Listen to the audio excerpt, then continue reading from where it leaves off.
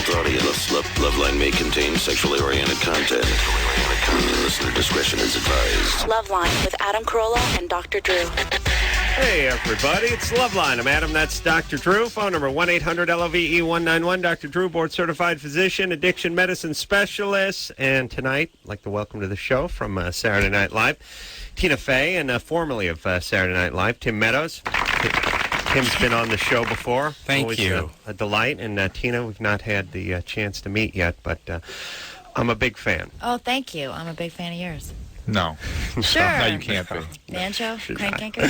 Oh, She studied up for wow. Well, you know, I studied up on Tina, too, because I was watching Dateline Friday night. Yeah, that was great. And saw a lovely piece on her. Went back to her old high school, sat in the cafeteria. Nice. Hard hitting. She's in the Wall of Fame. She is. You know, I'll tell you. At Darby High. Is Upper Darby. Darby. I beg your pardon. Yeah, excuse me. Yeah.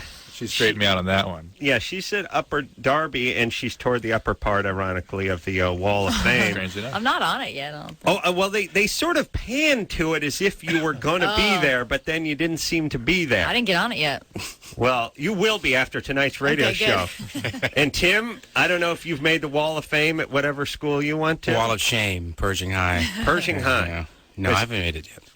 All right, and I'm not sure, by the way, Drew. Do you guys? What do you guys got? Nothing. Well, your school puts out senators. Yeah, but it's I mean, you're like nothing. That. You're I'm nothing. You're on some I'm like a disgrace. inside of a trash can lid somewhere, like the basket of disgrace. That's right. There's where Dr. Drew and C. Everett Koop are. They're losers. They didn't even become vice president. That's right. Drew went to a very, very stringent prep school in which everyone went to Ivy League colleges and so forth. Tina, so I love. Okay, let me say a couple things first off. And Drew, I'm not just kissing SNL ass here. Yeah, he's not only kissing SLS. What do you mean? Right. Yeah, in addition to kissing SLS, you actually mean what you're saying. But let me say, what's wrong with kissing ass? Nothing. You know what? It's I would do a form of affection. When we used to do the man show, I'd walk up the stairs and some intern be standing and say, "Hey, Adam, looking good, boss. Lost some weight." And I'd walk up the stairs. I'd get to the top, and Jimmy'd say, "You know, he's just kissing your ass." I'd say, "Good. Give him a raise. Give him a raise. That's Bring it even on. better. I like that. Yeah.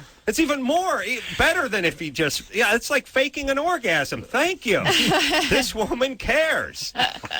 Okay, so the show. Yeah, a lot of people have a thing with Saturday Night Live. It's like, oh, it could be better. All they do is think. I mean, it's been this way for 20 years. The original players. Since the original players. And I got to say a couple things. First off, you go back and watch the originals. Yeah. It's hit and miss at best. A lot of legends, a lot of great work. But what sticks in your mind is the Blues Brothers and the Coneheads. Go just watch a typical one where Buck Henry's hosting and see what you see. See the other 58 minutes. See the other 58 minutes of the show. Number one. Number two, it is exquisitely difficult to put on a sketch show, hour and a half long show, week in and week out with no, when you go see a play or something that's been rehearsed, it's been taken on the road, every nuance has been found. Just to throw something up, see if it sticks every week is a tall order. And the news, always my favorite part, I must thanks. say. And the ladies' man. Yeah, and the ladies' What? man. Am I here That's the other favorite part. Well, Tim's included in the SNL overall ass-kissing umbrella. Thank you very much. I felt some of that over here, too. I appreciate it. Yeah. And I agree. I think it's a hard show to do, and to be consistently funny is, it's a challenge, Well, They do a good job. We've talked about, my partners have talked about doing a sketch comedy show before, and I'm like, don't bother, because sketch comedy is a 9 or a 10 on the difficulty level, but people look at it as a 4. Yeah. So why bother with that? It's like some incredible... It's like if you're an ice skater, would you put the move in your routine that was almost impossible to pull off? You didn't need it. But the judges didn't think much of it? Right. No, you want to do an improvisational one. You want to do whose line is it anyway, where you just sit up there and basically warm over the same crap you did at the Groundlings 10 years ago, and everyone goes, oh, my God, I could never do that. I could never do that. I could never rhyme corn and porn in a song. Never. In a country song. Right, and one that, albeit it's improvisational, but you have many of the parameters worked out well in advance, so you only have to put the mortar between the improvisational bricks, Drew. You don't have to build a whole goddamn barbecue. You're Okay, here, I here. thought maybe you were That's going to right. say That's right. something. I was thinking about the guys from Whose Line Is It Anyway we've had in here, though, that Dear, you've dear been kissing friends. their Dear ass. friends. Talking about how difficult No it more was. difficult art form. No more difficult art form than improvisational. All right. So, I just try to remember their name. That's all. All right. Well, we've had them all over the years. Mean Girls is coming out. Yes, Yeah. that's the Yeah. movie we're Although here to plug. Lorne Michaels will be calling in we later. will. We are not to mention SNL ever again. Now it's all about Mean Girls from Okay. now on. Okay. All right. Okay. Mean Girls is the movie we're here to promote. Yes, the 30th. April 30th. April 30th. I saw snippets of it on the interview I saw with Tina over the weekend on Friday night, and it looked fantabulous. I also saw a clip of it on Leno, I believe, maybe Thursday night. Yeah, Thursday night. This close to stalking you, baby. You're really Your getting a lot TiVo of you. is picking me up automatically, isn't it? Yeah. So it looks good, but tell us about it. Well, it's a comedy. It's basically a comedy about girls in high school and all the ways that they mess with each other and try to destroy each other's lives. And Did stuff like that happen to you in high school? Or did you see it happen to friends? Or? I mean, I was sort of guilty of it in high school. Ooh. Like I was pretty, like, I had zero luck with guys in high school, and I was really bitter about it and really jealous. And so if I liked a guy and he liked some other girl, I was just viciously mean about that girl and would talk about her behind her back all the time. And Now wait a minute. We got to examine We've talked that. about Yeah. this a Yeah. few This times. is a uniquely actually. human female yeah, characteristic. this is a female thing. What is that? I'll tell you what. They've studied this in other primate systems. They have, Yeah. and female chimpanzees behave precisely the same way. In Really? fact, they will gather the group together and literally turn their back on the one Wow. that they're shunning. They have a shunning behavior. Yeah, that's what it It's is. shunning. It's monkey behavior. Well, It's nice, isn't it? Yeah. It's good. yeah, I don't know what guys do, but it's more equivalent to the need of the nuts than it is the actual clandestine It's either operation. in some sort of athletic, jousting, Right, or you're gonna go kick their ass, try to kill them. right, One or the other. right. Whereas women are much more. Subtle. I think women look at women as the competition, Yeah. whereas men don't really look at other men as the competition. Unless there's certain barriers of the men they've now crossed into something inappropriate. You know what I mean? right. Your best friend, and all of a sudden I found out you Oh, did yeah. something. But I mean, they don't think about men as competition. No, but I mean, Right. men look at women as sort of the trophy, and if it was a race, they'd be trying to get to the trophy. Whereas if women were racing, they'd be looking to their left and to the Trying to right, trip They're trying to trip people at the starting gate. That's right. trying Yeah. to trip them up before they get to the trophy. Yeah, absolutely. Right. I don't know which is better and which is worse. Just different. Just different? Yeah.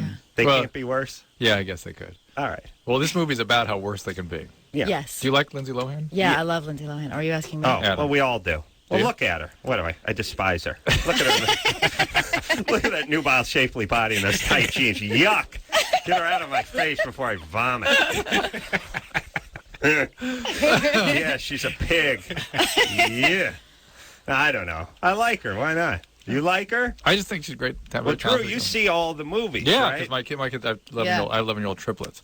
And- Triplets. Holy mother. And Good so- yes. looking. Show Tina. You got pictures? Tina, do you have any kids? No, You're not too yet. busy being funny to have kids, I think right? so. That's what I'm telling my parents. Look at those kids. Oh my Look at them. goodness. Beautiful. Beautiful There's kids. 3 of them. got any they're pictures of your triplets. boys? Amazing. Okay. Tim, you got Yes, I do pictures? have How old are your pictures. 2 boys. This is good radio. We're looking at Two pictures. boys. Yeah. They're curly hair. Hold on, I'll get it over there. That's nice. They can both date Drew's daughter. That would be a real taboo thing. Yeah. Drew Dixon. I see it in Julian. Wow. There's a picture of Julian going through luggage for you in the radio land. Wow. We're passing Super pictures cute. around. Wow. Crazy hair on those two. Oh, cute. Yeah, thanks. Beautiful. All right. Shoot. All right. You ready to move forward? Sure. All right. Let's talk to. Anyways, I get to see all these films because my daughter particularly goes all this stuff. Mm-hmm. Like What a Girl Wants, and Yeah. blah, blah, blah. Is your daughter? But guys have the capacity to see a movie 5, 6 times. Oh, girls totally do Yeah, that. she does They do? that too. Not quite with the same directed intention that the boys do. The boys like we saw Hellboy on Friday, and they were going back on Saturday. It's It's like going on a roller coaster. You got to go several Yeah. times. Girl will see it over the year several times. It's good to lay that groundwork for when they get porn later. Like I've been watching, Sex Boat and Taboo 2 for 47 years. yeah. I mean, I'm well into the thousands of watching. Still fresh. Think of the still save, fresh as it was the money in high saved school. that you didn't have to buy all the Yeah. You don't need new porn every month. No, I don't. You just use the same But I old treat one. myself anyway. Oh. I don't. And you need it. still don't know the plot of the movie. You only know the first 10 minutes of the movie. No, he goes No, I directly to his gotta favorite go through spots. it. I Yeah, gotta go through he fast forwards through, finds the spots he likes, and clicks. Well, in and there. I had this argument with guys before. I don't know if Tina can weigh in or not. Tina can't quite grasp this. It's like the 10 minutes into the plot. No, Adam's like, plot? What are Well, you the talking about? husband. 10 minutes. But maybe Tina's husband gets to watch. Do you mind if your husband watches a little porn now and again? Uh-oh. No, I don't. But I think I would probably be more likely to watch it than Oh, he really? would. Yeah. Good. Yeah. He's got. Yeah, that's good. When you trick him that way. Yeah, it's good.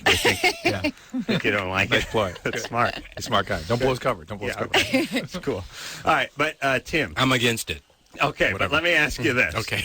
If I rent a porn, I got to watch the whole porn before I beat off to make sure that I'm not missing something, like someone I went to high school with or something isn't at the end. But then, You know what I mean? then you mark the spots you want, and then you go back to the. Well, don't say mark because it sounds You're weird. in on them. No, I know. I know in my head. Like I know. Okay, the scene on the boat. Right. That's great. I got to know? get back to that one. Yeah. You don't have to power all the way through. You don't have to watch the whole thing. See if there's something you're missing. Someone who's better. Someone you may have known before. No. No. Me neither. It's been a while, too. And, No, me too. Yeah, me neither. I don't know what you're talking about. Me neither. Me too. Me neither. I remember we watched them with friends. Like, you ever sit in a room with a bunch of guys, like in college? Yes. That's the most uncomfortable sort of like, you know, you sort of just look around and it's like, well, I think I'm going to go eat or what are you something. gonna do? Yeah, it's really. Yeah, it can get uncomfortable. Yes, Drew? Yeah. True. That's Well, not what here's the thing, too, though. I don't know. Tim, Drew, me, we're all somewhere in the same age group, which is it's not like everyone had a VCR and a stack of porn in their room. It was like if you were lucky, you knew someone who had one that was sort of in the den, and if you wanted to watch it, well, so did 8 other guys, and it was sort of a novelty. I remember my junior or senior year of college, they had a public viewing of Deep Throat. They put Really? Because it was so novelty, and literally 400 students showed up to watch this thing on a Betamax, little TV in the psychology department's lecture hall. Really? Did you go? Yeah. Yeah. How did you hang in? And I didn't watch that much. It was not the most desirable All experience. right. Yeah. But you went home and Of course. thank you. But it Keith? holds up the story. It's Oh, always yeah. good. Yeah. Over years. Yeah, years. she's got a- Today, it got still a- rings true. Yes. Clitoris where her uvula would be or something, right? Genius. Genius, Cinematic I genius. tell you. Triumph, I tell you. Keith? It's such a commentary, a puckish satire of contemporary mores. It's like the Titanic of porn. Keith, Hey, guys. you're 25. What's up? Hey, Adam, Dr. Drew, Tim, and Tina. How are you? All How's it right. going? I'm hearing a lot of great buzz about Mean Girls. I'm hearing Heathers of the 21st century. Thanks. Wow. Very excited to see it. I got a couple SNL questions for you, Tina, if that's okay. Okay. First of all, Janet Jackson on a couple weeks ago, she was on Letterman and very hesitant to talk about anything about the incident. And on Saturday Night Live, she seemed to be able to joke about it a little bit. Was it tough to write for her? Was she restrictive at all? No, she was really cool. She she let us try anything we wanted at read through, and then we kind of figured out what would be best for the actual show from there. But obviously she was fine joking about her wardrobe malfunction and stuff. Yeah. Hey, Keith. Yeah. That's enough. It reminds me of something though. Adam's got to talk. I use our callers like Post-its. I like it. They Remind say, you to say they say something. milk. Yeah. But I'll go to the market and then get some other stuff too. If people come on the show that are a little tight-lipped on, when they're sitting across from Letterman or Kimmel or Leno or something like that, but then they come on the show and they sort of openly mock themselves. Yeah. And I'm wondering, do you think they feel like they're playing a character in a play almost, even if it has their name on it? Yeah, maybe it's because it's rehearsed for a couple days. They feel like they're in control of it more than like if you say something on a talk show, you don't know how it's going to come out. Because some of the stuff, like there'll be no follow-on too. I'm sorry. Right? Yeah, right. Yeah. As I saw her on Letterman, and Letterman was, asking the kind of questions you'd ask if she was on your show. Yeah. And she was pretty tight-lipped about it. And I've seen this with a lot of celebrities. So immediately come on the show and start poking fun at themselves and or making fun of other celebrities. Like, they're playing Courtney Love. You know, normally this is sort of a town where you'd be scared that Courtney Love would then, hit you El Kabong style with a guitar, for making fun of her. She, if anyone was going to bring back the El Kabong, It'd be Courtney. I think it would be Courtney, right? Yeah. Although you got to go acoustic if you're going El Kabong. It doesn't work with electric guitar. You need something to crack over someone's head. She's a little Lone Ranger band across her eyes. Yeah. All right, let's talk to Kelsey, who's 21. Kelsey, Hello. what's happening, baby doll? I'm having some problems. All right. Hello. Yeah, we're here. Here we go. Okay. I'm having some problems. When I have intercourse, I don't have any vaginal wetness at all. Are you on any medication? Birth control, and that's it. Which birth control? Orthotricycline.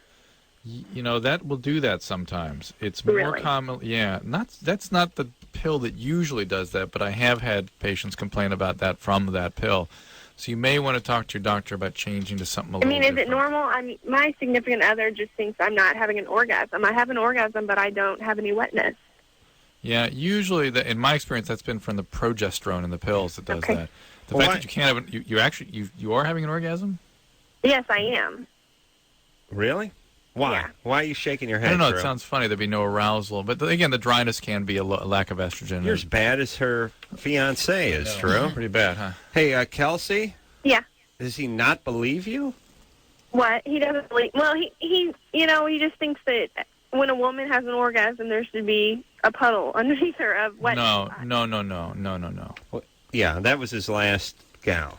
Yeah, sure. Sorry, Kelsey. What about some Astroglide? Right, something to compensate for that. Exactly. I think it's not so much. Are you getting pain or irritation during intercourse? It kind of, when I have an orgasm, I kind of do have like a little discomfort in the beginning. All right, so you might as well just use some lubricant and tell your boyfriend to shut up. You might not even need to change the pill if it's not bothering you. You make noise and stuff, though? So, he got something to hang his hat on, right? You do something, So right? it's not abnormal. It does happen then. It happens for yes. You're fine. Okay. You're fine. Thank you. All right. All right. Use that lube. I wonder, how lube consumption is doing in this country. Why? I don't know. I just started thinking about today? it. I think it's up. Like up? there's Why? lube is up. There's got to be some sort of shareholders meeting over at KY or something where they point to a graph. Well, Tina mentioned Lube Astroglide. is- That's the first time we've had somebody mention a brand name. Well, it's a good brand. See? Yeah. So Astroglide must be making a move. Yeah. They run the commercial every once in a while when they talk about feminine lubrication. They have that KY warming commercial. That's creepy. Like Condom. Trojan has a warming condom now too. Wow. Yeah. they have a vibrating condom. Somebody. No, Yeah, not it was Trojan. not Trojan. Somebody. Does the KY warming thing. They used a guy, Pat Morita, Mr. Miyagi. He does that thing, and it's like he laid his hands on your vagina. It'd be great when it just, Hassan! I like the idea. I'd like the idea of the warming lube, even if it wasn't, used in a sexual way. Just a little chafing on the elbows. Hurt yourself playing tennis? Give me a lube. Warm it up. Give me some of that, give me that lava KY. All right. Drew, I used some of that in my hair, didn't I, once? What I used used? Astroglide. Astroglide. Yeah, we were at college, and he mentioned that he had nothing to put in his My hair. hair was getting a little nappy. So he reached in his closet. There's some Astroglide. Just put it in. Yeah, There you go. worked fine. Here's my theory. Almost everything is Don't just... encourage him, Tina. Almost any... By the way, anything you can shove up your ass, you can put on your head. All right, fair enough. If you can put it up your ass, you can eat it. Yeah. If you can put it up your ass, you can ram it in your eye repeatedly with a sharp stick. And Not it'll be necessarily fine. the eye, but you can put it in your mouth and on your hair. I'm telling you, if you can put it in your ass, you could rub it in your baby's eye and it'll be fine. Can you put stool in your eye? No. Stool? No.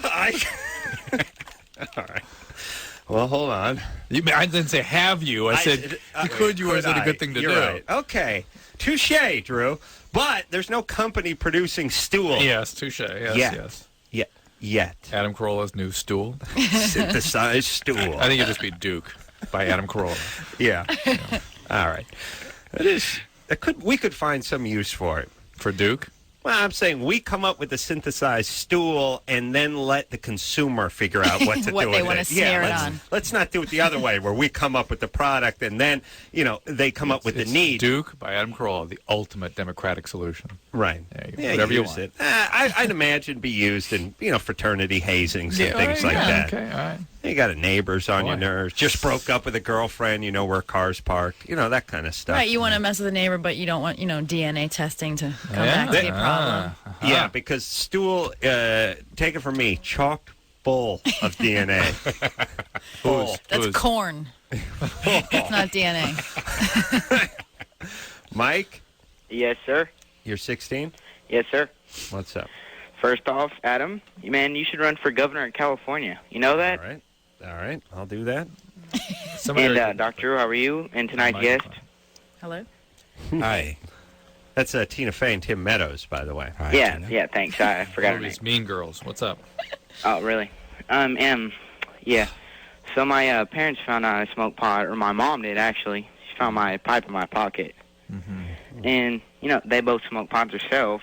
So, and my dad, he's not like, totally anti-smoking, but he's just like, I know you're going to do it, so just be responsible. My mom is just totally, don't do this, I'm kicking you out of my house. And so my dad and mom are divorced, so my dad So you're going to live with your dad and smoke pot? Asked me to move in with him. Fantastic. And do you think I should do this, or... I think you got to stay with your mom and listen to her. What? You think I should? Yeah. Yeah, well, here's the thing, Mike. How old is he? He's 16. Oh, yeah. There's a million things to tell Mike, but you go ahead. All right, well, it's not a popular opinion, but smart people can do drugs up to a point. If you're mediocre in the brains department or even low, if you do drugs, you're going to be unemployable. No one really talks about this. I'm putting Mike on hold so I don't offend him, but... Go ahead, Governor. Here's the thing. If you're a super intelligent guy or gal... you can dabble in drugs a little bit. You can experiment. You can even smoke weed on a semi-regular basis and still have a regular job and make lots of money and go to college. You can do well. You won't do as well as you would have done if you didn't do the drugs, but you get knocked down from sort of super genius to just above average. If you're hovering somewhere around not really able to complete high school or get a job and then start doing copious amounts of drugs, you'll just be like retarded. You will slide down. I mean, it numbs you a certain percent. Now, eventually, you'll have liver problems and you'll be out in the street and you'll kill yourself. But I'm just talking about in the short term. We don't really talk about this that much. It's just like drugs are bad, pot's bad, don't do this, don't do that. Just don't dumb down. A guy like Mike needs to use all of, he needs to feel like he just hopped out of a cold shower in order to take a test or fill out a job application. If he's sort of, and we all know those guys that are, there's comics who can just get baked and stoned and high, whatever, and then walk out on stage and be a genius for an hour. Mike is not that guy.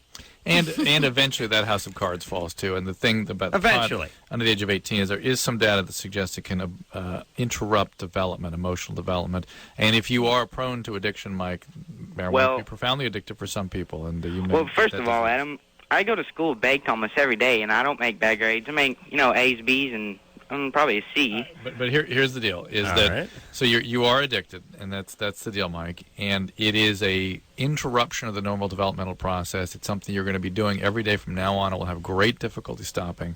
It's responsible for about 1 out of 5 admissions to chemical dependency units today in the United States. It is a very, very addictive drug for some people.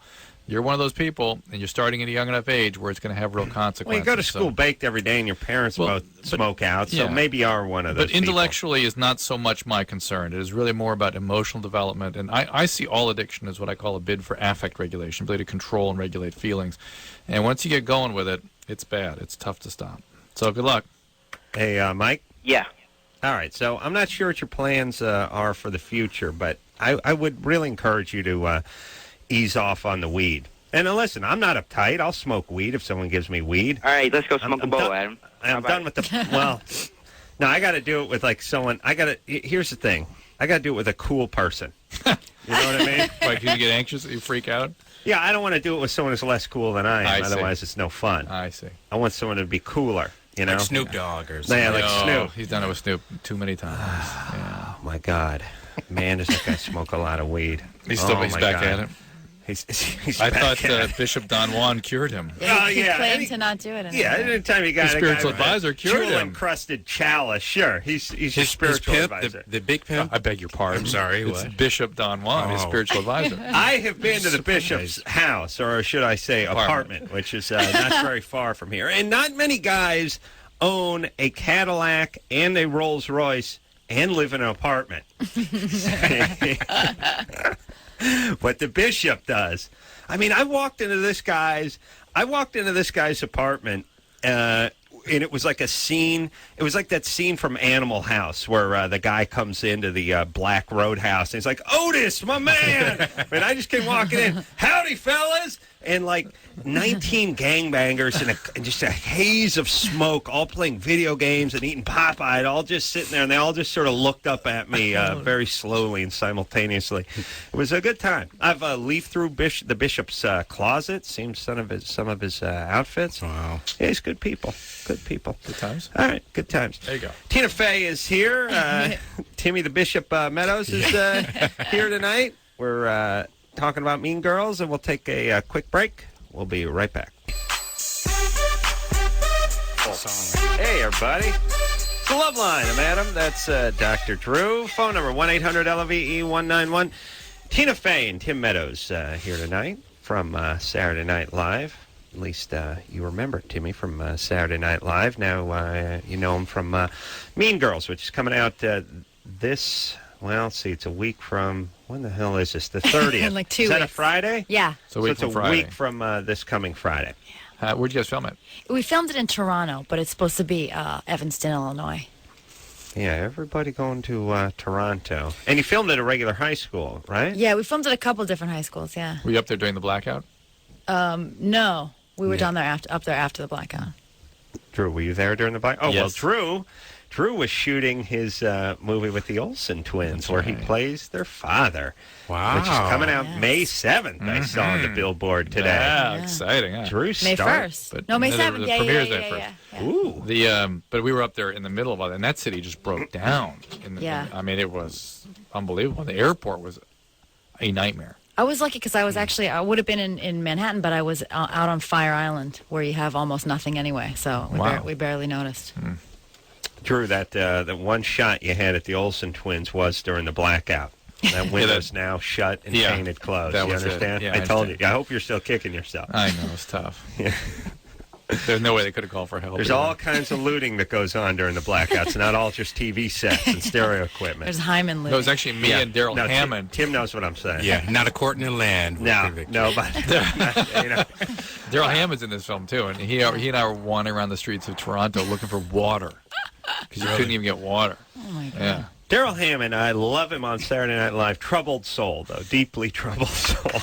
Daryl came on this show and was talking to us about the time he got locked up in Jamaica for carrying drugs on a cruise ship or something, and the Disney cruise liner left him behind.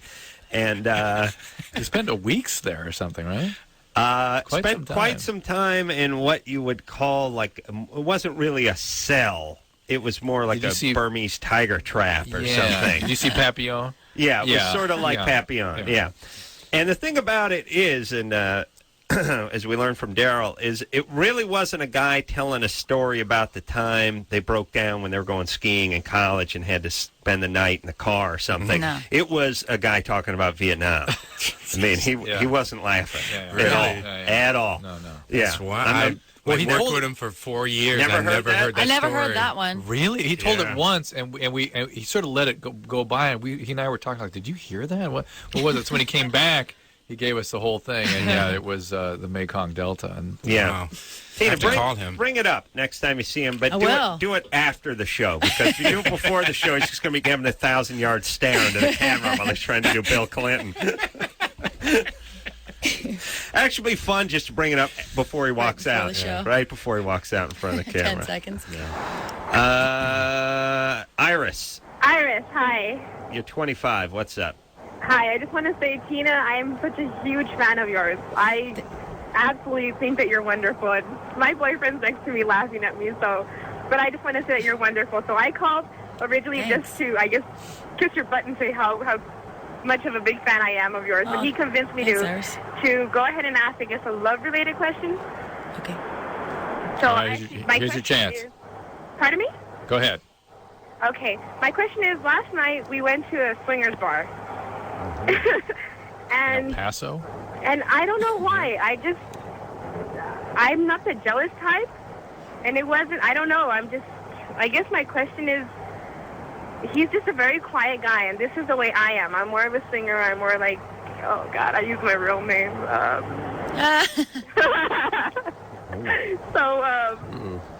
You know, it's just I'm more, I guess, sexually open-minded, if such you can say, and he's not, and I feel kind of uncomfortable letting him into, I guess if you can say, my world, you know?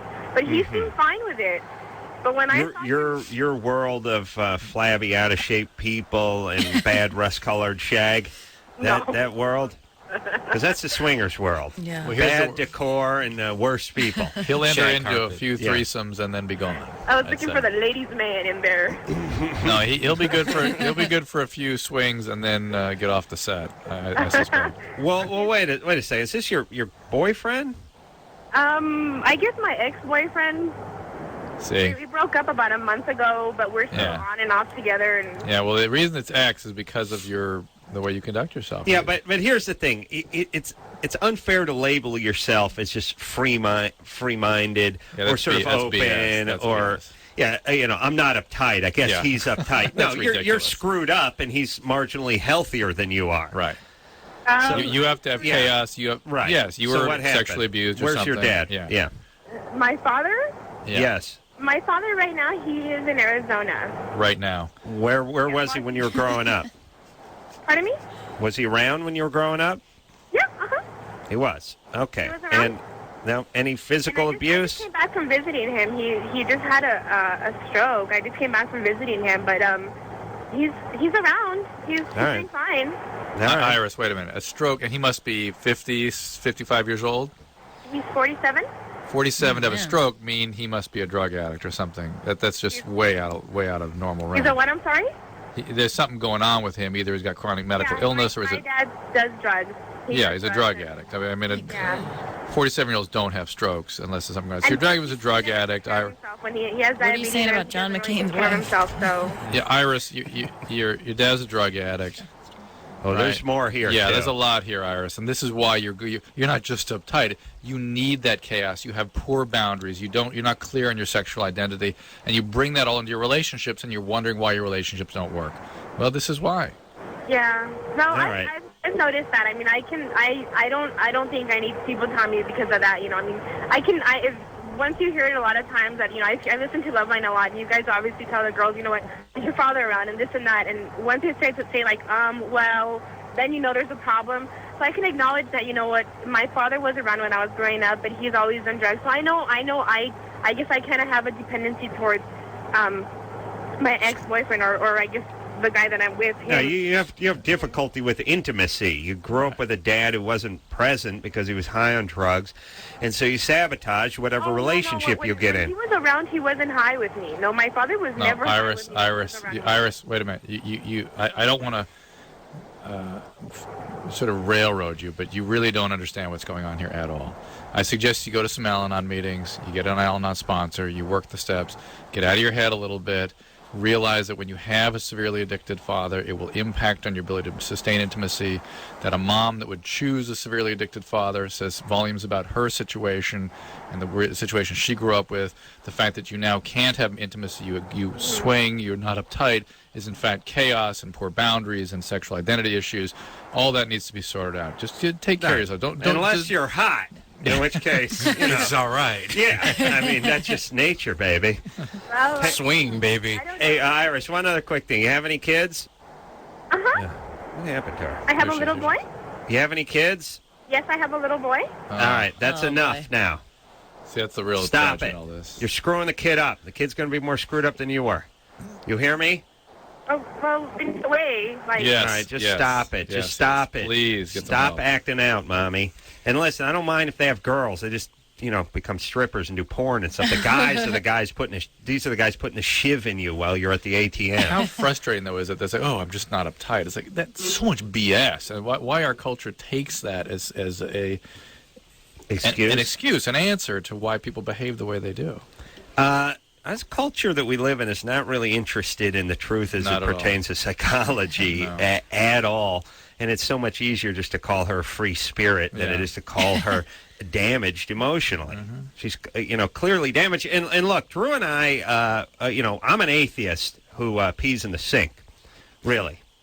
Even have done number 2 in the shower once. I gotta be honest with you. Oh, yeah, you told me you pushed it down with your come on, feet. Drew. Oh, come on.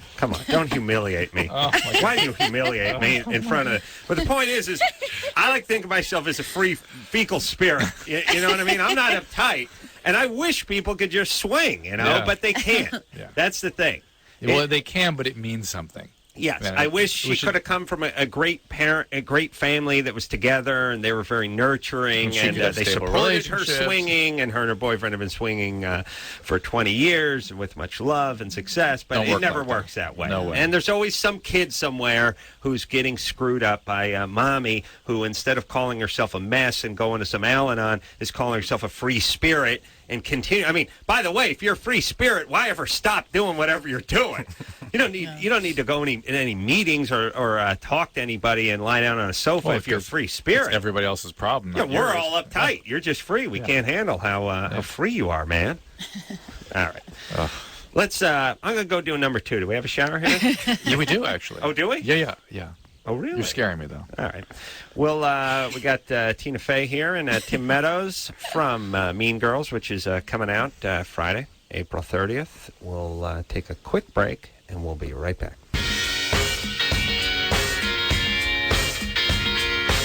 Hey, everybody. It's Loveline. I'm Adam. That's Dr. Drew. Phone number 1-800-LVE-191. Tina Fey's here tonight. Tim Meadows here tonight. Hello. Tomorrow night, The Darkness. Night after that, Pennywise. Then Colby from Survivor is going to be in here. And I'm not going to miss that one. I love Survivor, by the way. I really do. I know everyone else likes it, but I like that show, too. I can't help it. No. All right. You're Drew doesn't like it. No. I didn't say like. I just No. I'll tell Colby when he comes here. Mean Girls is the name of the movie. It is coming out on the 30th of April. That would be Friday after this Friday. All right. Let's see. Back to the phones we go. Mandy. I play Mr. Duvall in the movie. Tim plays a principal. Tim is in the movie. That's why. I had to look at the press kit just to make sure. Your name? Yeah. Am I in this movie still? I saw him pick it up. Yeah, I threw it, and then Tim went and fetched it. My kids will go. They'll be Friday night. They'll be seeing this for sure. Excellent. I mean, my daughter saw the preview today on television. Like, okay, all right. When does this thing start? Yeah. So it's a big cast. Yeah.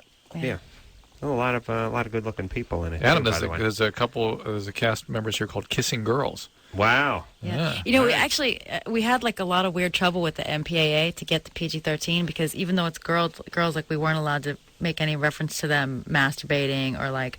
Right. We had a thing where some girls, he said like, "Is your cherry popped?" And we, no, absolutely not. Has it tightened up? You think it has. Since Janet Jackson and whatever the debacle of the last few months? I think it has. This is my first time dealing with the movie stuff, but everybody's nervous, yeah. When are we going to, by the way, and Drew, I'm sure you have a valid question, but just try to forget it. And look, when are we going to stop focusing on the language and the chicks making out and start focusing on people? Violence? Yeah, well, no, I'm not talking about violence. Although violence, it's almost unrealistic to say focus on violence because that's all. I mean, we're living we're in the vortex of it. But here's what I would like people to focus on: fear factor. When they're noshing down on the yak chode and floating in a sauce of otter semen, and this guy's chugging a bucket of. Just chugging chum, and then bringing the bile back up, and the cameraman is getting down on one knee, because when people throw up, they turn their back to you, so the camera guy's got to run around and get it, and it's a weekly occurrence, and to me, sort of repugnant is that trumps everything. You know what I mean? I mean, it's one thing to be sort of like offended by an idea or maybe a word or even a picture. It's another thing to sort of have to block it from literally like holding your hands up when it's someone like, is 30 eating minutes maggots. of people going like, huh, Like, why would you watch that? Just people retching for 22 minutes. Well, I don't know. I don't understand how it got under everyone's radar. Like somehow, well, we got to take a look at nudity, and we got to take a look at language, and we got to take. We'll use one eye to look at the violence, but somehow you literally eating animal penis and then yakking it back up somehow made it under everyone's radar. Like, well, that's just acceptable that's natural human behavior. It's just thrill-seeking. It's adventuresome. Yeah. You just eating maggot-ridden fish carcasses and then throwing up and having it come out of your nose. That's fine. And by the way, it's funny. That's good for prime time. That's great for prime time. That's all we got. It's 8:15 in the evening is when we can watch the guy bring up the otter semen out of his nose. Nice. Go look at the list of the stuff they eat. And Tina does a good impression of that too. Here they go. Come on. You should call PETA or something and get them in on this, you know? I know. Animal rights people. Oh, they're so busy throwing ink on chicks with fur. They don't get to the otter semen. Those poor otters being milked. I want to say something about this film. I did not realize it was based on queen bees and wannabes. Yeah. You ought to make more of that, at least and somehow. I don't know how, because my wife read that's a great book and was highly publicized and well thought of. Yeah. And the idea that those same principles be sort of communicated through Well, this. if you'd watched Dateline. I know, if I'd watched it, did they get into it that way? Yes. Okay. Well, they showed it. I think they Yeah, were I was talking about it all day, and the author, Rosalind Wiseman, was sort of with us at the junket today. That is... True. That is yeah, cool. It's a whole new that thing, is very right? cool, yeah. That's a book, right? It's a book about the sociology of young women's behavior, and it's awfully accurate. Yeah, I think it is. All right. Anyway, Joe Rogan is eating...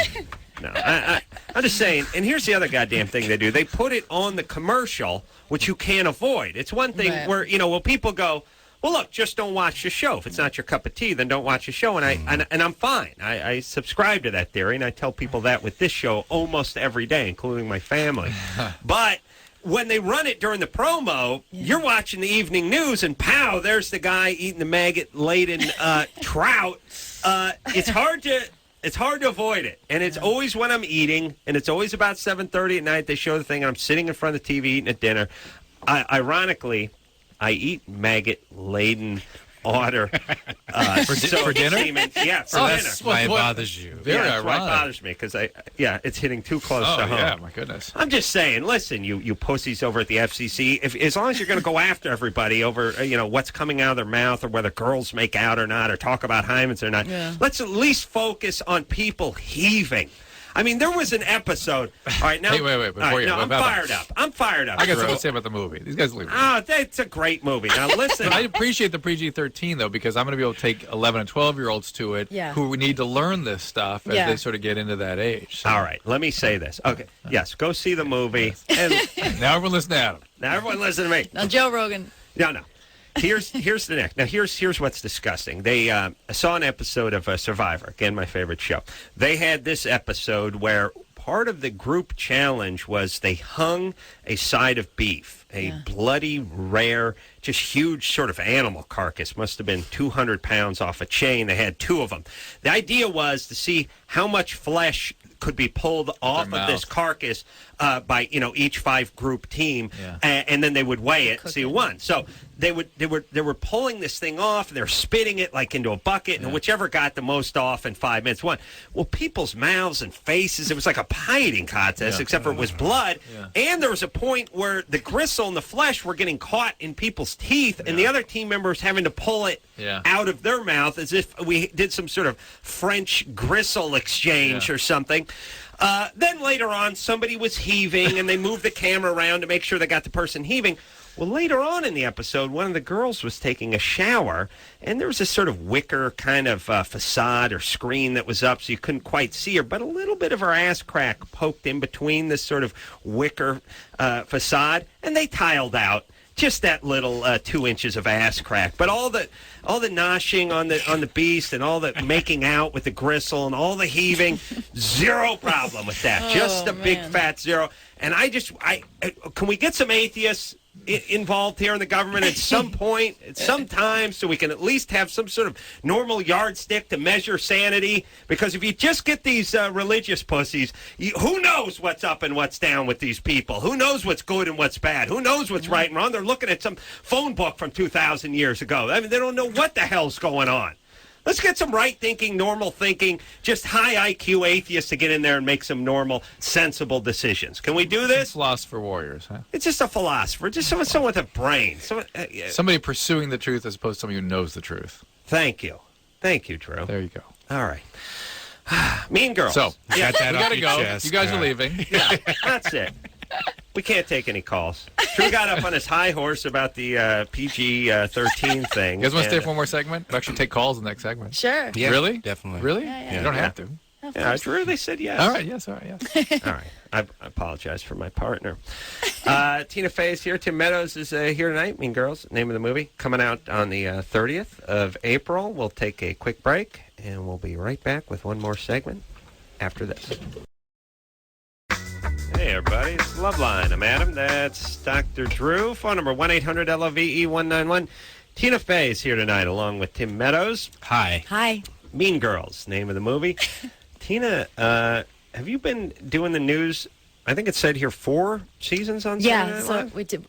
4 seasons. Yeah. Which I was surprised by because I always think of you as the new news person. Yeah. But then I was thinking, well, Norm Macdonald did it for a while, and Colin Quinn probably did for 2 seasons. He did it for like a season and a half. That's a bad sign when they get into fractions, by the way. Well, because he came in the middle, when Norm left in the middle of the year. It is a bad sign because Norm was fired. Norm was unjustly fired. Yeah. And what did Norm do it for? A couple years, right? Yeah, I think maybe 3 years, something like that. I like the. I know Norm is insane and everything. Yeah. He's always nice to me. He's a great guy. He's really funny. He's a delight. I know he's he likes to drink and gamble and he's nuts and everything, but he's always nice when I see him. And I always thought he was really funny on the news, but evidently he rubbed some folks the wrong way. Yes, Drew? That's it? What? All right, Drew Wright making a note to himself. For myself, yeah. Drew, remember mental notes? Yeah, make one of them. I make them on the paper. No, do the mental one. Ready? Go. Done. Okay. All right, now scratch out this one. Okay? You want to look at it one more time? Yeah. Mental note? Done. No. Give it a beat. Mental note? Yeah. No. Mental note? Done. Done. Okay. All right. Because when I go mental note and you go, yeah, it seems like you didn't do the mental note. I have no real way of checking. You know what I'm saying? That's what I'm talking about. James? Hello? You're 19? Yeah. What's up? I was wondering why when I jack off, I cut shit out. It just dribbles to the side. Mm-hmm. I'll take this one, Dr. Drew. Oh, please, Kim, right ahead. No, I don't know. No, please. Kim, well, I think maybe you've been masturbating too much. There you go. That's one good answer. Or maybe that's just him.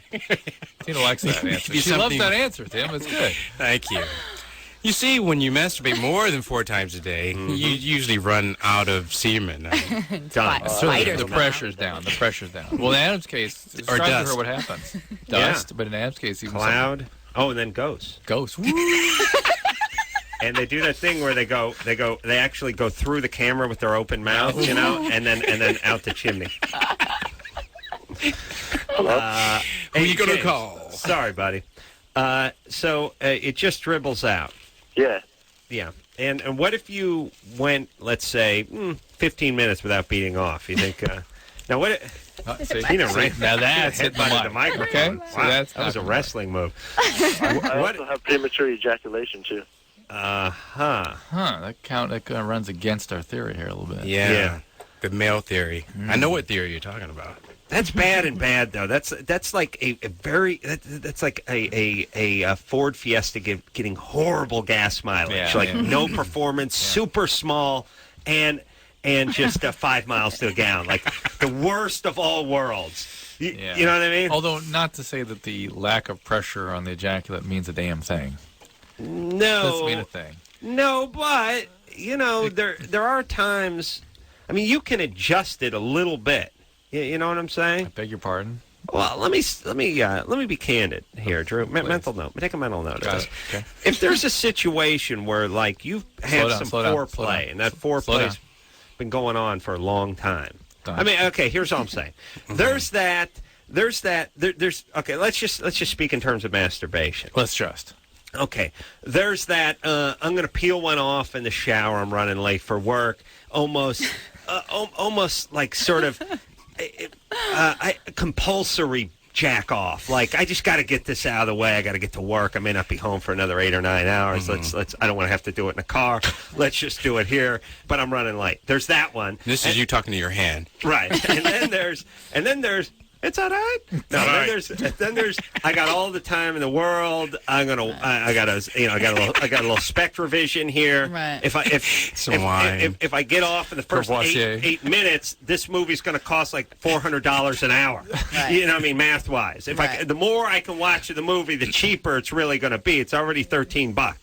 You see what I mean? If you watch only for 3 minutes, he's not getting his money's worth. Right. There's that.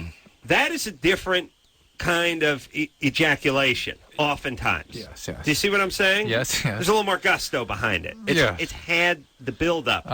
You see what I'm saying? Yes. Well, here's the reality is that you will build volume and intensity if you draw it out longer. Yeah. Oh, will you? No. Okay. Because the more stimulation you have, the more sort of semen accumulates. Really? Okay. I learned this when we were trying to have kids. Mm-hmm. Oh, you did? Yeah, the first time, yeah. So the more stimulation, the more the semen comes into play. Yeah, to a point. Did you have to do any fertility work? No, it's just jacking off. Yeah, me personally, no. Because I had that lovely experience of being handed the cup and line up with my buddies and produce. No, this was more of just, let's take time in between. Figure out how to do it optimally. Yes. Yeah. So that when my boys were ready, they were ready, and there was a lot of them. We were having a laugh about this the other day, me and Drew, about talking about how different men and women are, which is when Drew was doing his fertility campaign, he would just swing by the fertility office on the way to work, right? Right. They'd hand you a magazine and a video, Dixie Riddle cup, and ironically, and give you something to do in there, and a video, by the way, a video, really. Yeah. Video room. They send you Pretty good to. deal. And the room was right across from the lab where the Asian ladies stood waiting for you to hand them their cup, and with a line of guys standing from the doorway. Just the thought of the Asian ladies waiting to take the cup might have been enough to get it done. Yeah, and the idea, and to me, when you're beating off and you got a line of guys, it's like you're on a payphone and there's a guy standing there. Absolutely, it's like, come on. Everybody's going to work. It's like, come on. Right, all right. So the point is you just go in there, you sort of mechanically take care of business, give them the sample, and go to the office, right? And I was saying, a female, this would never work with a female. I mean, you never say, look, here you go, here's a I don't know what magazine chicks would look at with the beat off to. They wouldn't have anything. First off, here's a Bear magazine. These are husky men who are covered with hair. Here you go. It's a well-lit room. Hurry up now, sweetie. We got another group coming in here in just a moment. Like, girls be like, I need a candle. I need a bath. I'm all wrong in my head. I'm not right. What time is it? It's 8:45 in the morning. I'm anxious. What's going on? No, but sometimes it is that thing of like, how long does it take? It takes however long you have. Oh, really? Like if you have an hour, take an hour. If you're alone in the house for 5 minutes, it can take 5 minutes. But a woman, if there was some equivalent to this, it would be a take-home kit. You would not tell women to line up down at the clinic and rub one out on their way to work. It wouldn't work for them. They'd be like, I'm not in the right space. I could go home and do it. You just gave me a business idea. Oh. I'm going to do that. Being creative. Yeah, I'm just saying, I'm not putting women down. I'm just saying there's a difference between men and women where men are sort of mechanical. The other thing is, produce. Yeah, but the other thing is with men, it's all 100% the same production, so to speak. For women, each one's different. It would vary. It would be very different what each needs would be. Right. All right. So where the hell was this guy? Jay, we're done with James. Come on. We are? Yeah. He's fine. All right. Well, screw James. No, screw James. It's well, let me just see one thing. James? Yeah. You have a girlfriend? Oh, I have a girlfriend, but I just broke up with her like a month ago. Okay. Because she was going to dump you? No, I dumped her. Okay. Is your nose congested like that all the time? Do you have deviated septum, or are you just sick right now? Oh, I'm sick right now. All right. All right. You're fine, buddy. You're 19. You work it out. I see. Yeah, I told you. What was that, a bogus thing? Yes. What did he say? I just yelled something at it. Oh, really? Yeah. But it was unclear. Okay. He wasn't very good. Brian? Sleeping. Ooh. Okay. Well, he's calling from Arkansas. Brian? Yeah? You're 18? Yes, sir. Sorry for disturbing you. Fully half the calls we take on the show are like we kicked in the front door and we're shining a flashlight in while they're in bed. We need a new policy that when we get that... Oh, all right? Hang up on them? Just hold. I like screwing with people, though. Hey, Brian? Yeah. Yeah, well, Brian's been on hold for 90 minutes, Drew. What's up, Brian? I was asking about my fiance, you know. I knew her since, like, kindergarten, and ever since 7th grade she moved, and my best friend found her for me. And found her for you? Yeah, he never did tell me where she lived until, like, last year. So we got together last year, April 27th, and... wait a minute. Hold on a second there. Yeah. He found her for you, but didn't tell you where she lived? I don't know. I don't know what was going on, but I think he, like, forgot, you know, to tell me or let me know. But she always told me that. I never did ask her where she was moving to. Brian, you live at home with your parents? Right now, but I'm about to get an apartment next month. I thought you were going to say possums, by the way. You have parents? You have actually human parents, or is it family possum? Are you upside down right now? Did you finish? No, I'm at work right now. I'm like... You're at work. What kind of work do you do? I'm at work, and it's not really a lot of work. I'm a security guard. I just look around and make sure cars don't get stolen. Did you finish high school? Yes, sir. Okay. All right. All right, so Brian, you're going to marry this gal? I was hoping so, but I was asking about what should I do about her problem. It's like bipolar, and so sometimes when she don't take her medicine for it, she tends to get really mad and slaps me around.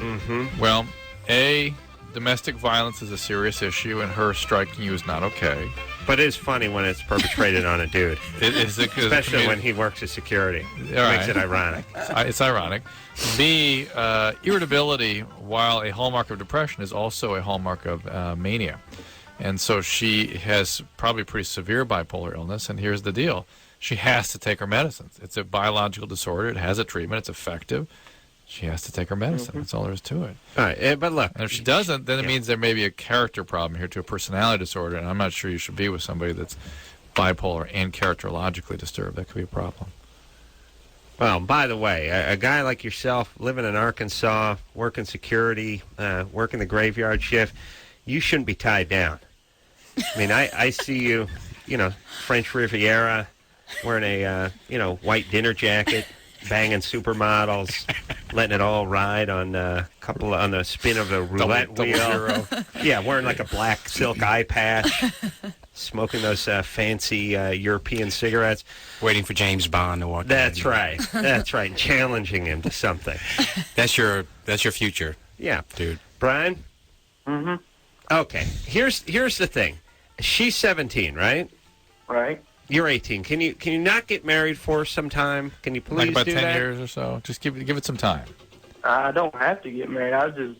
There you go. Well, that's good. I think that she's not really the right one. Yeah, think that through. Or maybe you're not ready, or she's not ready. It may not even be so much the right one as much as the timing. Yeah, she may not be Mrs. Yokel. All right. But tell her to come see Mean Girls. Yeah, go see April Mean Girls. 30th. That's right. Tell her to take her meds before she goes there. We don't want her talking in the theater. I saw Alamo the other night, Friday. You night. did? It's good. It was good. It was quite good. Billy Bob, unbelievable. Thornton. Yeah, really. He's a good actor. Memorable. I mean, as effed up a guy as he is a really fantastic actor. Memorable. And I thought of this because behind me was somebody talking to the screen the entire film. Hold on a second. I'll hold your ears. I won't. I'll ask. Hold on a second. Was he Chinese guy? Oh. Oh, please, Chinese guy. Oh, that was uncomfortable. Oh, that was weird. Wow. Why did he jump to that? I don't know where he got that. Wow. Maybe we should go to break. It's pretty weird. It's really awkward. Do we have a song to play? Strangely enough, no. No, really? No, it was. I I think he was a sort of a Johnny Quest, a villain. Nerd. You mean nationality? Yeah, bizarre nationality. But with a Hispanic kind of a hard to put a finger on it. Yeah. Oh, so he was rooting for Mexico. Yeah. Yeah.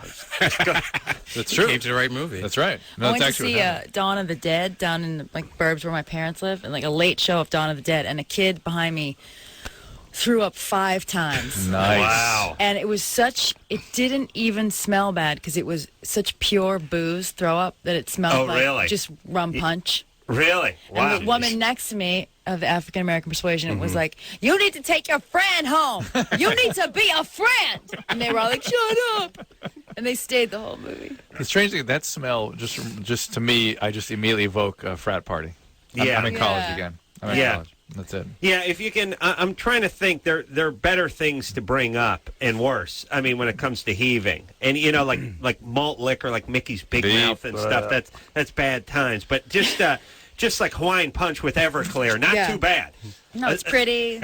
Yeah, especially as you get to the 3rd and 4th upchuck, it gets a purity level that really you could just lap it up and get buzzed yourself. I mean, it's really not that bad at that point. Yeah. So the Alamo, good. I was shocked that it had as much bad press as it did, but I guess there's really somebody in the business world trying to stir it up for Disney, it seemed to me. Mm-hmm. And then B, Billy Bob Thornton, a truly memorable performance. I mean, it'll stay with me. Yeah. I had as long as we're not going to help anybody tonight, let's tell you, I'm not sure how I'm not a religious man, but I do believe in the great magnet, and the source, the force. I don't know what it is, although I was punished this weekend. The last handful of times me and my master cylinder wife attempted to see a movie, it's not worked out for one reason or another. This time it's because I physically went to the ArcLight last night to see the new what was it? What the hell is her name? What's the crazy chick who was married to Billy Bob? Angelina Jolie. Yeah, her new movie. Taking Lives? Yeah, it got good reviews. I like her. I was going to go see that movie. ArcLight does this thing where they show this movie at this time and then that movie at that time, and they told us the wrong time for this one. So it was like the Nia Vardalos new movie, which I wasn't planning on seeing. And then there was obviously, and by the way, I don't know what it is about life, but once you get on that, like, hey, we're screwed roll, it just snowballs. Like, then you're driving all over town, you're calling other movie theaters, nothing is showing at the time you want to cut your losses. Yeah, it's like somebody, I wish someone had taught me this early in life, which is, this isn't working out, go home. Yeah, don't keep pushing, because you're going to get carjacked. Your wife's going to get raped and abducted. Eventually, that's where this is going. If you want to keep going down this path, or you can just go home, open a bottle of red wine, and pop that pay-per-view. But zero. Anyway, went to the theaters. There's 28 movies, and I didn't want to see any of them. And then went home and watched a pay-per-view. But thing, when Mean Girls comes out, well, if only. If only Mean Girls had been And playing. I said to my wife, it's coming out in a couple weeks. We could hang. And she was like, if you're telling me 10 days, we could stay. But if we're talking about, 14, 17 days, no, I got to get to work. So we actually went back. And but when is the good stuff when is that thing going to come on where you can order any movie off of the satellite? They've been kind of talking about this, sort of waving it around in front of us, like what you do with the dog at the park, where you take the tennis ball and you do the pump fake, and the dog starts running and then turns around like, what the F? What about these movies where you could just ring up whatever movie you ever wanted? Eventually. There's a bunch of business problems with it. Yeah, it's always like Dickie Roberts, a child star, times 28. And then that's it. Some foreign language documentary, and now I'm out of movies. Oh, and some sort of spirit fighting from Osaka. My husband's watched 8-Legged Freaks like 15 times. Oh, really? He likes that one. No, he doesn't. He likes to fall asleep to it. Oh, does he? Yeah. And that's the other thing, too. If you have TiVo and you get one of these movies and you're cheap like I am, you have to keep it, even if it's a crappy movie. It's like, I pay $2.99 for this baby. Oh, sure, it sucked. But it's on the TiVo now. Maybe I could sell it to somebody. All right, let's take a call, Drew. What do you say? I got to help the kids. Adrian? Hi. You're 18? I am 18. What's up? Okay. Basically, I was with a guy about a year ago, and after we'd been together for 5 months, it was more than a year ago, but after we'd been together for about 5 months, I got pregnant. And when I was about 7.5, 8 months pregnant, we broke up. Mm-hmm. And he wasn't there for the delivery. He wasn't there for anything. But we'd already decided that we're going to put the baby up for adoption because neither of us was ready, and it wasn't fair to the baby. Adrian, we need to build a statue in your honor. Yeah, that's good. It's very, very wise, and what a great sacrifice on behalf of the child. It was a hard decision to make, but I think that we made the right one. Absolutely, absolutely. Do you have one of those open adoptions, or? Yes. So how are things going for the kid? Adam hates those, by the way. But I don't like open adoptions.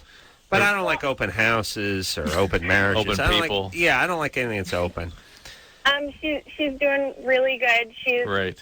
The family that we chose, because we got to choose the family. He's a doctor, so I think that we chose like the right family. They've been married for 20 years, and they just couldn't have a baby. So I think we chose the right family. But they live in Portland too? No, they don't. They actually live in Seattle. Okay. And so with the open adoption, you can come around and see your child and confuse the child, or how's that work? It's more that she gets reports regularly and pictures. I know where she is, but I don't think that it's right for me to be around.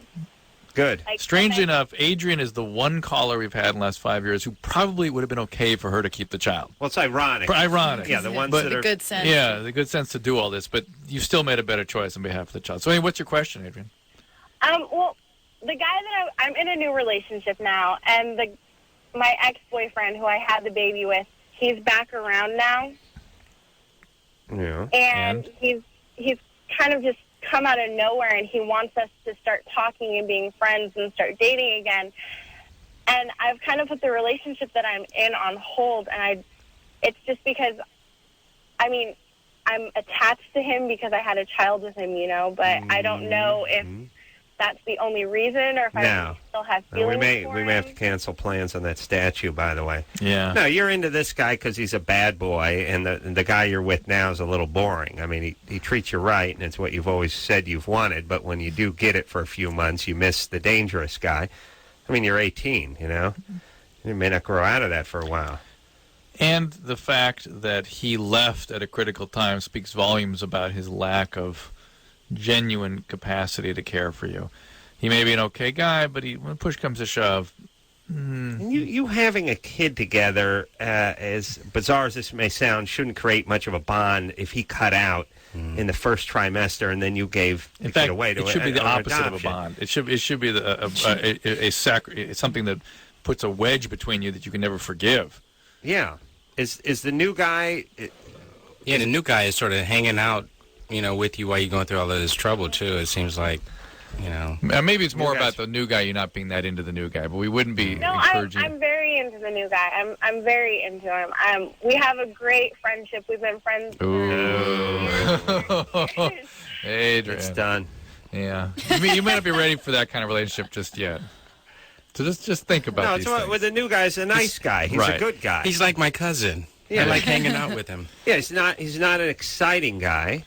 And it's kind of healthy relationship, maybe something you will be ready for someday, but we're sensing you're not quite ready for it right now. Well, I'm only 18. That's the point. All right. And where's your dad? My dad is at home. There you go. And he's at home, or he's at the home? He's at home with your mom? He's at home with my mom. All right. And you like the dangerous guys? I'm just getting that vibe from you. I mean, every 18-year-old chick likes the dangerous guy. I don't know if I like dangerous guys. I've always been attracted to older guys, but... Is he a lot older than you? Sorry? Is the guy that you had the baby with a lot older than you? He is. How old is he? He was 24. And you were 17? I was 17, yeah. Right. He's an ass. Yeah. He's a criminal He's a criminal / asshole. He's a crasshole. Are you hot? Crimin asshole. Gotta be hot. Yeah, she's gotta be. Hey, Adrian, please. Yeah. Please, don't repay guys like this with sex who knock you up. By the way, having sex with minors when they're in their mid-20s, get someone pregnant, and cut out, then they come back. I mean, please, everybody. Yeah, let's start punishing people that deserve it. Yeah. All right, that is it. I mean, not it for us, but for Tina and Tim, it is it. Because they hung out longer than they needed to, quite frankly. Because we care about people. Yeah, they wanted to help. God bless them.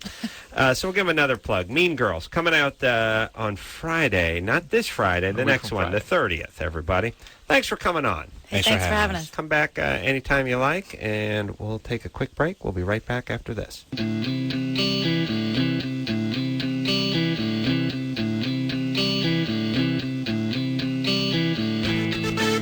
Hey, everybody. It's Loveline. I'm Adam. That's Dr. Drew. We got a Germany or Florida coming up. I want to thank Tina Fey and Tim Meadows for coming in here tonight. We got Germany, Florida. We got someone over here who's mad at me, and we got this big fat guy, Drew. What you want? Talked to him in a while. Yeah. Let's get rid of the person who's mad at me real fast. Beth? Yeah. 21. Go ahead. Yeah, I just had a comment more than a question. First of all, I think you guys are totally entertaining, but Adam, I got to ask, why do you talk so much during the whole show? Well, sometimes I try not to, and then the show seems to drag. Well, but the thing is, sometimes you'll get the question out of somebody, and then you go, it's like this super exciting question from somebody you really want to know what, like, the rest of it is, and then you go, hold on a minute. Hold on, what show are you listening to? In LA. Hold on, a super exciting question from someone you really want to talk to? Yeah, like sometimes you'll ask the question, they'll tell their question, they want to know, like, help me out, whatever. And then you go, okay, wait, that reminds me. I was driving on Sepulveda today, and you go off on a tangent. Yeah. And it's just kind of like, well, I want to hear what the guy was going to say. Well, I want to hear what they're going to say, too, except for the super exciting part. I think that's the part I think that's the part I have difficulty with in your assertion. Why do you have difficulty with that? Because while I will give you the fact that somebody who, got pregnant at 14 and gave up their son and then was reunited with them at 28 and all that stuff sounds great. When you really hear them say it, it's rarely delivered in a coherent and exciting fashion. Drew, would you back me up? She's agreeing. You can't imagine that somebody that's had a tragic life is going to be like, hey, listen to this great story I got. You kind of got to take it for what it's worth, right? No, they don't have to be upbeat or peppy about it. They just have to move in a sort of linear fashion and get from point A to point B to point C and not sort of drag, and that's where our callers have difficulty. Yeah. I don't know, but I'm sure you've heard you kind of have one of those voices that sometimes you just kind of like get to the end of it, right? Have you ever heard that before? No. Yeah? Not really. Well, look, here's the thing. Mom? Yeah. You're talking about my nasally voice? No, but it's funny. I like it and I appreciate it, but sometimes when you're talking for like an hour. Yeah. Well, listen, okay, hold on a second, Drew. Stop me if I'm wrong. I don't really like talking that much. That's true. I really wouldn't. If I thought this show could move along in a cadence that was acceptable, I would gladly hang back. I got ideas, I got stories, I got things I like to say, but I'm perfectly willing to hang back and let things just behave the way you do in real life. Yeah, I don't talk that much in real life. Look, Engineer Chris, what I said, 3 words to you in the 6 months I've been here? Did I talk your ear off? All the time. How about Nicole, who broadcasts in the next studio down? She thinks you hate her because you've never said one word to her. You pass her every night. I say something to her. Yeah, hey. All right, hey. How you doing? Indian, yeah, hey. Yeah, hey. How's it going? How's it going? There's nothing wrong with that. I'm not a huge talker, but watch. Well, I'll try it. We'll see if we can get someone who's compelling and see if it does. All right, so I'm willing to try it your way, Beth. Okay. Well, you don't necessarily have to change it, but just call it the Adam Show. Don't call it Loveline anymore. We'll see if we can get people that will put sentences together and provide the kind of entertainment. You sound like you're the sort of the front person for a group of people who've been sitting around chatting about something. Wait, what? You sound like you're vocalizing something that you've been discussing with somebody else. You know what I mean? Oh, no, this isn't just me. It's just you. All right. I'm just driving with my boyfriend, and we were listening to it, and it was just a random comment I made, so I'm like, hey, I'll call him and tell him. All right. Thanks. Okay, but thanks anyway. All right. Thanks anyway. I just told her I was going to implement her policy. No. She wants you to continue doing it, but change the name of the show to The Adam Show. See, that was her suggestion. Yeah, I know. Let's keep going. Look, hold on a second. Whatever it is I do on the show is not going to please everybody. I'm well aware of that. And here's the good news. I don't care. I really don't. I don't see any email. I don't talk to anybody. I don't think anyone listens to this show. And I really... Drew, I don't know how many discussions we've had about this show outside of this show, but have you ever heard me say, gee, I wonder what people thought about this, or I'm concerned about that, or I need to start doing this or that? Never. But be honest. Never. Okay. When the show's over, what do I talk about? Your house, your mom, and your grandmother. Thank you. And sometimes your dad. Which is not to say I don't care about the show. I just do it the best I can, and sometimes then that's your sister. That's it. And sometimes people's driving. All right, you ever see me look at an email, read a letter? Never. Ever? Occasionally, Ann will put a couple down here, and I'll go, hey, look at this, and you won't. There you go. There you go. All right, so in 9 years, how many emails do you think I've looked at? Maybe one. Letters read? 0. Thank you. All right. Sean? Hey, what's going on? You're 17. What's the problem? Well, before I get to my question, I just wanted to say, Adam, you are friggin' hilarious, and that girl needs to shut her mouth. Thanks, baby doll. But I'm going to try a sort of a laissez-faire approach to this A Beth approach. Well, I don't know. I don't know if you remember this, but a while back you were goofing on some PSAs, and the one where they're singing Amazing Grace. I think Dag was in on the show, and you guys were just rolling on the floor. I was dying. You guys were goofing on kids getting shot and singing. Right. Mm-hmm. What's your question tonight? I'm severely overweight, and I've done tons of diets, and I just can't. I can't get. What are you coming in at? 6'1" and just under 350. I think I'm 341 or. What's the lowest weight you've gotten to? Huh? What's the lowest weight you've gotten to?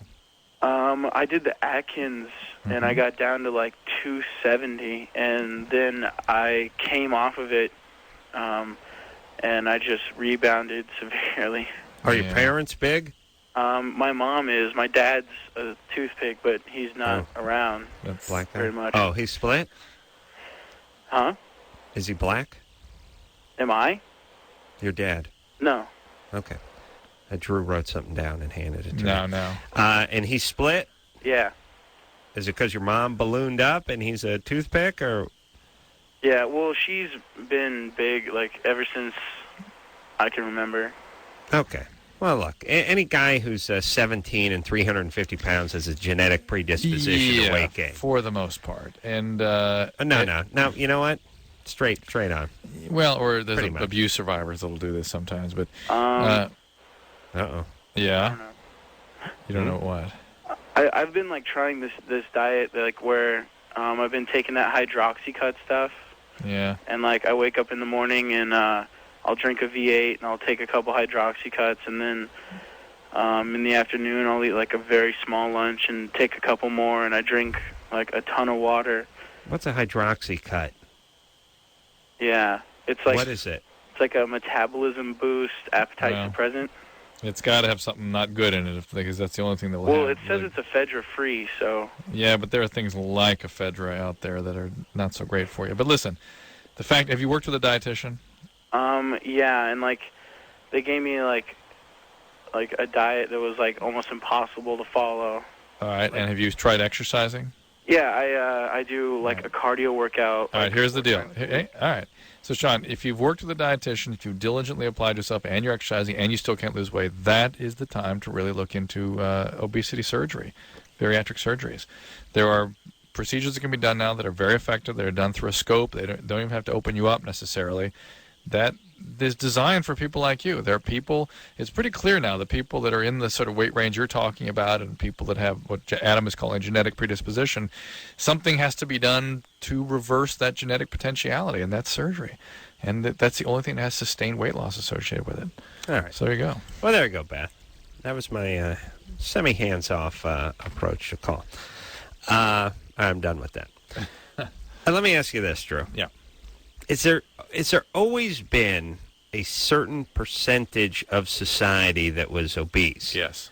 I mean, I don't know how you could tell. I guess, you see portraits and things like that from, days of yore. And if you were fat, if you were Henry VIII, they'd probably even trim you up a little. In the old days, obesity was considered a sign of success and wealth. Yeah, but that was being sort of filled out. Was obesity? Absolutely. There's a guy named Mr. Pickwick in some of the Charles Dickens. I forget which Charles Dickens' tale, but the guy was hugely obese, and it was sort of looked at as the corpulent, successful, wealthy guy. Well, there was never the lard-ass popper. I mean, it was always the successful head, sort of captain of industry guy that was big and fat. Big women were considered sort of desirable too. Yeah. Bad times back then. And here's and by the way, big gal, you mix that with no showers, and you got a little trouble downstairs. You know what I'm saying? I'm listening. Yeah. By the way, no waxing, no showers, and 250 pounds, fellas. Yeah. Good times. You got to put some spices on that hamburger so don't go bad. You know what I mean? Mm-hmm. Well, in those days, it wasn't oral sex considered a sin or something? I sure hope it was. I would have been leading that crusade if they weren't. But here's the thing. When you're fat, and I mean that fat at 17, that is the way you are. Mm-hmm. And it doesn't do society any good, really. There's two things society wants to do when you're fat. They want to, A, make fun of you. Make it your problem, yeah. B, make fun of you. Actually, A through like G, make fun of you. And then G through Z, sell you stuff. Yeah. Whether they be ideas, books, protein shakes. Try to get... So... society, it's really, there's no interest for society to say, look, that's just the way you are. It's a genetic thing. That's the way you're cut. It's, it's like attacking somebody who has a big nose or male pattern baldness and stuff. And we still do that, even realizing that there's nothing they can do about it. But really, fat people, and I do believe that they are getting the brunt of all the political correctness that is going on in this society. You mean all the political correctness gets converted over to ostracism. Here's the deal: obese. There's no more Polak jokes. Yeah. Now there's fat jokes. Right. And there's no more black jokes. There's no more Mexican jokes. God knows the people are still funny. There's no more good Asian jokes. There's no more good. We cannot make fun of people anymore, religion-wise or ethnicity-wise. So the last bastion of attack, the last target for our arrows are fat people. And they're going to take it all. And if you watch television or listen to the radio or whatever, that's fine.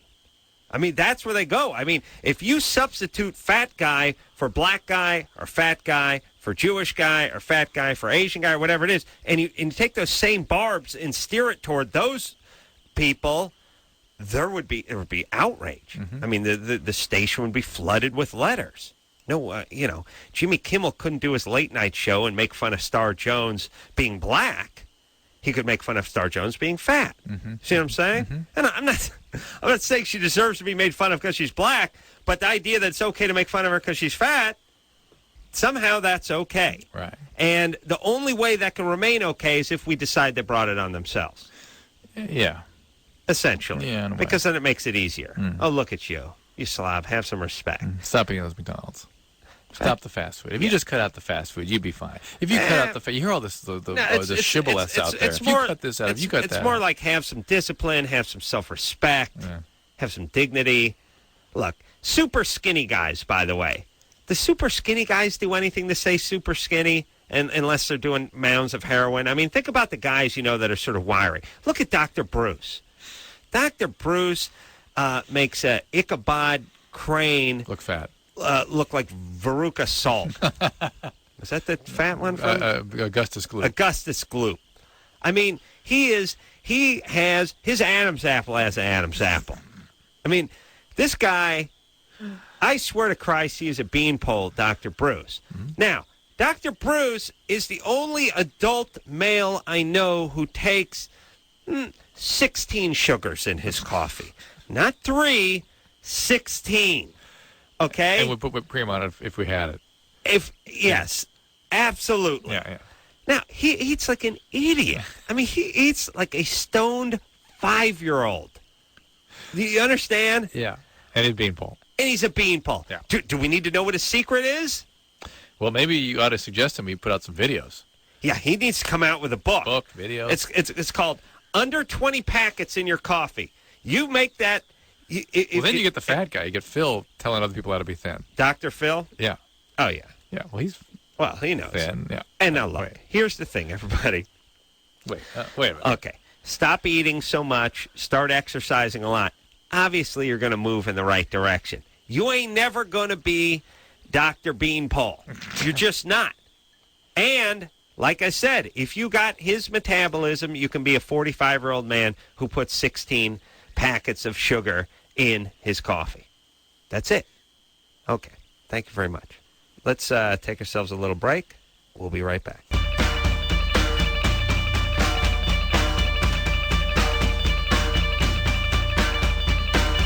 Hey, everybody, it's Loveline. I'm Adam. That's Dr. Drew.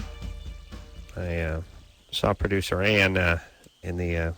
well, she was out front when I walked up this evening, and she said, did you miss me? And I said, where'd you go? And she said, oh, great. You didn't even know I was gone for the last week? And I said, well, I knew that Junior. Hey,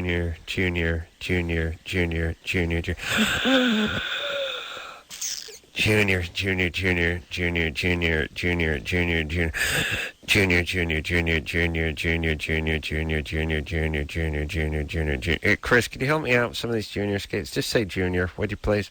So I can take a breath here. I got to rest here. Junior. Yeah, few. Junior. Okay, I'm good. I'm rested. Junior. Producer Lauren was here during the week, but I didn't know. I thought she was just... I didn't know what was going on. It was a weird week, too, because I was gone part of it and stuff. Yeah. All right. That's my problem. I think that's a problem everyone has with me. I don't know what's going on. I don't notice anything. Unless somebody's tapping their fingers. Hey, or a fly farts on the wall. Then you're all over it. Yeah. All right, listen. What is that? I mind my own business. Yeah. I mind my own business. Yeah. I got fish to fry. No, yeah. Big fish to fry. Megan? Yeah. You're 18? Oh. Yes, I am. You're, let's see, okay. It hurts when your boyfriend gives you a little finger tap. He tries to finger me. It really hurts. And then when we try other positions besides missionary, it hurts. And I don't know if this is normal or what's going on. Well, let's see. Is it right at the point of penetration or when he's Excuse me? Is it right at the point of penetration or when he's in there right at the start? It's right at the start, yeah. But not in the missionary. No. Are you able to relax more when you're in missionary? Yeah, I am. It's just that... Well, there you go. Yeah, well also, I'm able to relax in the other positions as well, but it hurts. Well, let's talk about this for a second. Any problems? You ever molested or abused or anything? No. No, you're healthy. You love your parents. Yes. You're not, born again Christian or a shaker or something. You don't think this is wrong? No. All right. How about trying a little lubrication? Okay. All right. Or why bother with those other positions and those things you don't like? That's fine. You don't have to do that. You got your one. Okay, I just didn't know. I didn't know if something could be wrong down there or what. So just try some lubrication. Certainly if you're sexually active, you've got to start getting pelvic exams, right? Right. All right, well, you haven't had one, huh? Right. Yeah, you got to do that. Get that pelvic exam. Okay. All right. Tell him Dr. Drew sent you. All right, I sure will. All right. I like that. I missed that part of advertising. Tell him Loveline sent you. Tell him Loveline sent you. And I like when you get a certain percentage off. Get a parking coupon. Yeah, sing the jingle and get 20% off your first set of louvers or whatever. I always... You know what? Yeah. I'm remembering now. I actually did that. There's like, bring a 7-Up can to Magic Mountain circa about 1982. I remember the campaign. Remember that? Yes, Brought I the did. can, and the guy at the booth looked at me the way the guys at the gas station behind the bulletproof counter looked at me like, what's this? Who's this retard with the 7-Up can? I know. And he goes, this is just what it costs to get in here. Get the can out of here. Yeah, I know. And that's my suspicion is like you bring up Loveline, you get 20% off your first purchase of 2 tires or more. I always just think that just means it's 20% off of all that stuff. Absolutely. No one ever mentions any of this stuff, and you feel like an a-hole if you do. When you do, yeah. And by the way, is it a great precedent to set that you should have your customers making a-holes of themselves in order to get a few bucks off? How about just coming on in? You know why? Because it's dealing days. Oh yes. Stealing days. They got to move. They're overstocked. They order too much. They stack them deep. They sell them cheap. I like the ones where the guy's cutting the commercial, telling you that his boss doesn't know what went wrong. Here's the deal. Sales assistant for Browning Ford says he's ordered too much inventory. If the boss finds out, he'll have his head. Really? Maybe shouldn't cut a commercial. But you shouldn't announce it publicly. Yeah? Yeah, it seems like the boss may catch wind of it if you advertise enough on the radio. Yeah, I like that. So no reasonable offer refused. I like that one. And I like this one. I like the one that really says, here's what I do. And they do. It's an opposite math kind of thing. It's like, nobody pays more for your trade-in. Nobody has better prices on used cars. Well, it's got to be one or the other. Yeah. Can't be both. Here's the deal. Blue Book on that car you're trading in, Drew. Blue Book, $19,000. I'll tell you what, we're going to give you 26, and we're going to turn around and sell it for 17. That's how we run our business. We actually we spend more on trade-ins than when they go out the door, and we give them a 50-point safety check. We're fair. That's right. We're good we guys. pay top dollar for your trade-in, but we let them go cheap. Here's what I want. Look, let's be honest with you. You people are never going to get what you think your trade-in is worth, but we pass along. You know what I mean? There you go. We'll give you we lowball your ass, but then we sell them cheap. So if you want a used car, this is the place to come. All right. Stack them deep, sell them cheap. We'll be right back. Well,